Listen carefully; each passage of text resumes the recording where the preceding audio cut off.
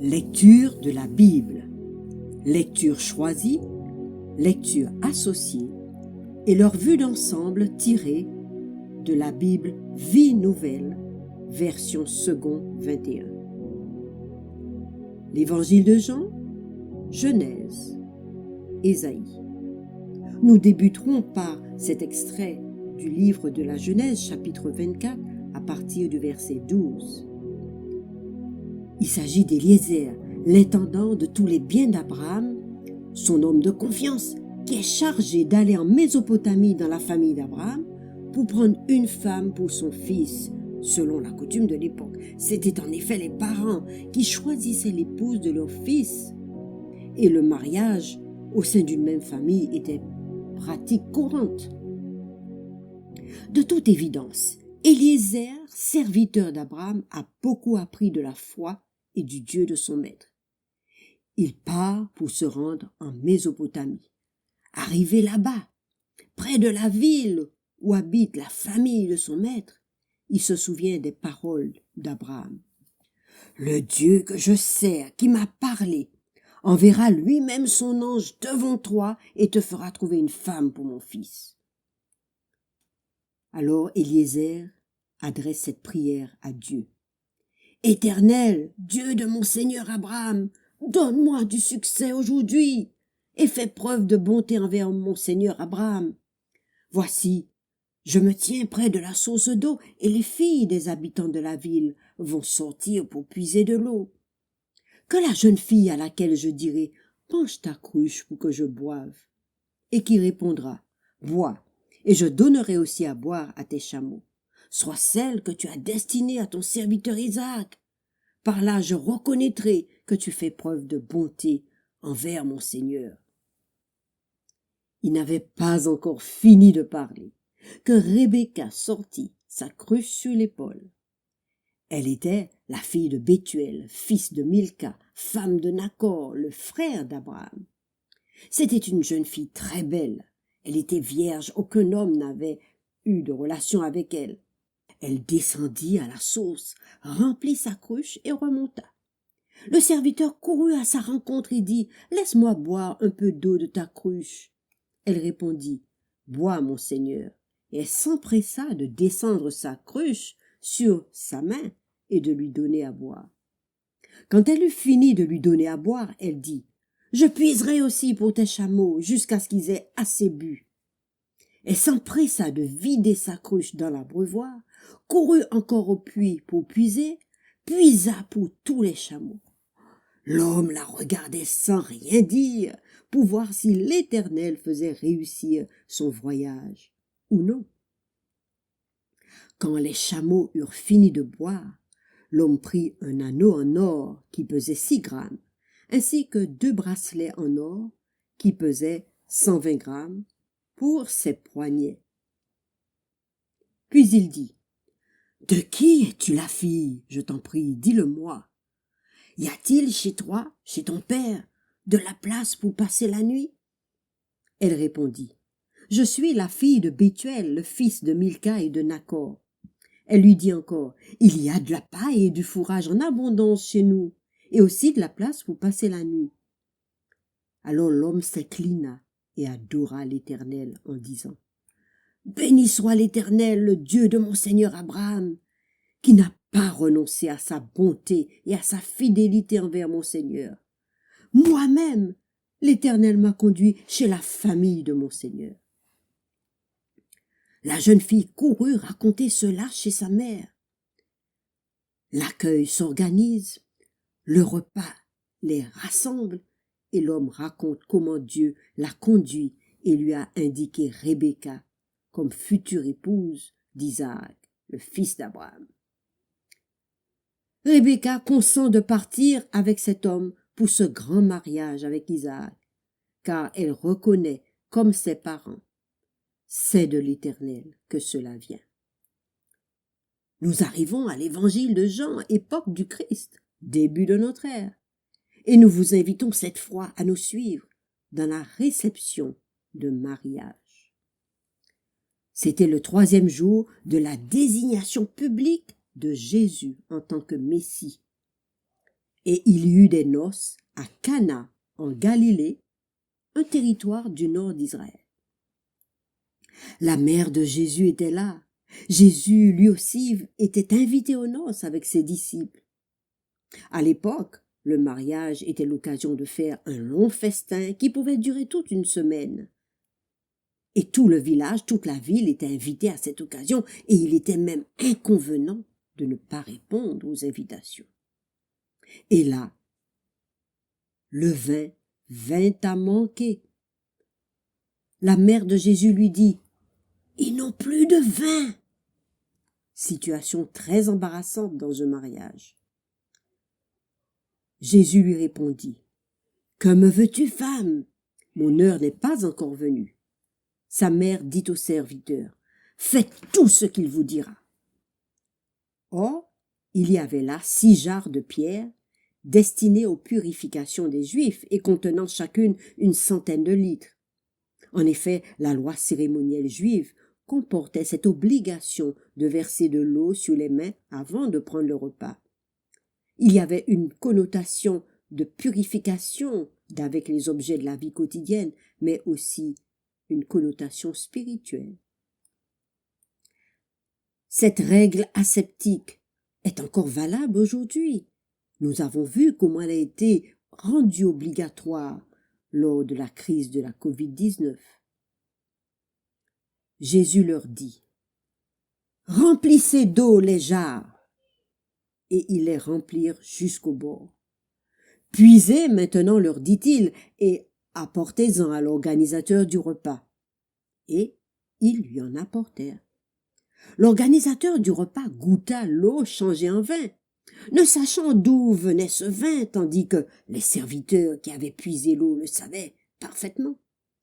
Il appela le marié et lui dit « Tout homme sert d'abord le bon vin, puis le moins bon après qu'on s'est enivré. Mais toi, tu as gardé le bon vin jusqu'à présent. »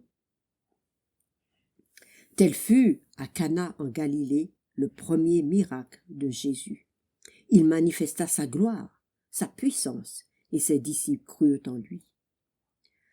La Pâque juive était proche, et Jésus monta à Jérusalem. Pendant que Jésus était à Jérusalem, beaucoup crurent en lui à cause des miracles qu'il faisait. Mais Jésus connaissait leur cœur. Il n'avait pas confiance en eux tous.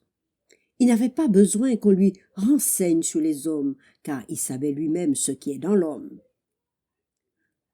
Nous lisons pour vous un extrait du chapitre 3 de Jean, 1 à 12. Or, il y avait parmi les pharisiens un homme du nom de Nicodème. Le pharisien, c'est cette classe de chefs qui ont le souci de respecter le plus strictement possible la loi de Moïse, ainsi que les traditions et les questions de pureté rituelle. Il vient de nuit trouver Jésus et lui dit « Maître, nous savons que tu es un envoyé de Dieu, car personne ne peut faire ces signes miraculeux que tu fais si Dieu n'est avec lui. » Jésus lui répondit « En vérité, je te le dis, à moins de naître de nouveau, personne ne peut entrer dans le royaume de Dieu. » Nicodème lui dit « Comment un homme peut-il naître quand il est vieux? Peut-il entrer une seconde fois dans le sein de sa mère et naître? » Jésus lui répondit « En vérité, je te le dis, à moins de naître d'eau et d'esprit, on ne peut entrer dans le royaume de Dieu. » Il continue la conversation. Et Nicodème de lui dire « Mais comment cela peut-il se faire? » Jésus répondit « Tu es l'ancien d'Israël et tu ne sais pas cela? Si vous ne croyez pas quand je vous parle des réalités terrestres, comment croirez-vous quand je vous parle des réalités célestes? » Puis Jésus fait cette affirmation à Nicodème qui traversera les siècles. Jean 3, verset 16. « Car Dieu a tellement aimé le monde qu'il a donné son Fils unique, afin que quiconque croit en lui ne périsse point, mais qu'il est la vie éternelle.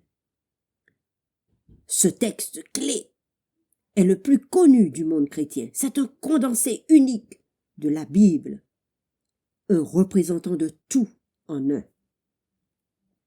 Nous arrivons au chapitre 4 de Jean et lirons les versets 7 à 26 et 39 à 42. Alors il quitta la Judée et retourna en Galilée. Comme il devait traverser la Samarie, il arriva dans une ville de Samarie appelée Sichar, près du champ que Jacob avait donné à son fils Joseph.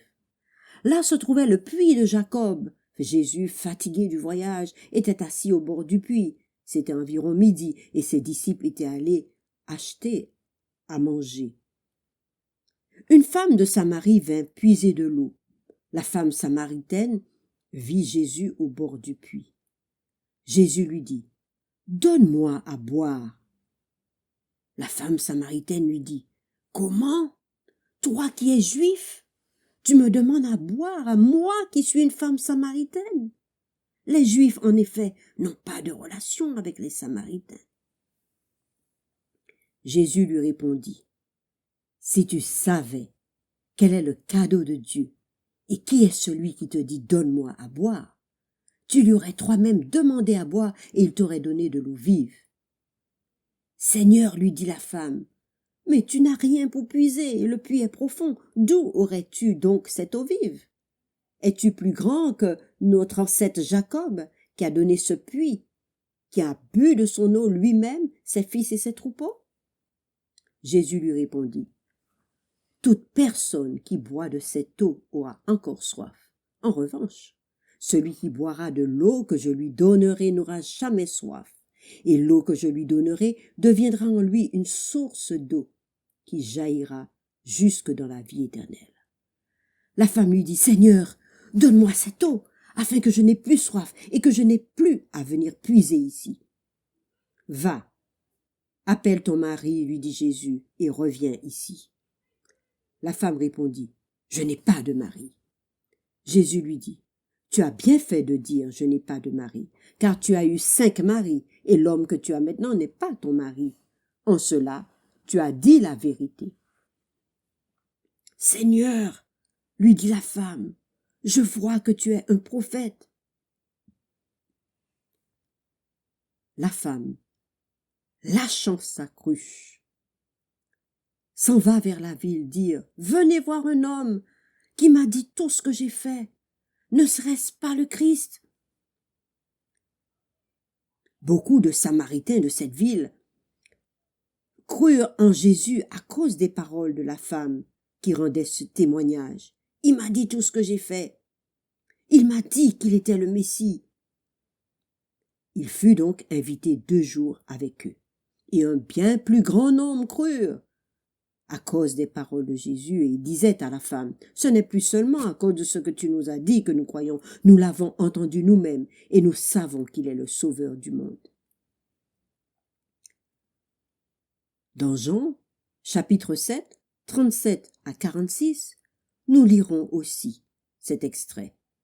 Le dernier jour, le grand jour de la fête, Jésus, se tenant debout, s'écria, « Si quelqu'un a soif, qu'il vienne à moi et qu'il boive.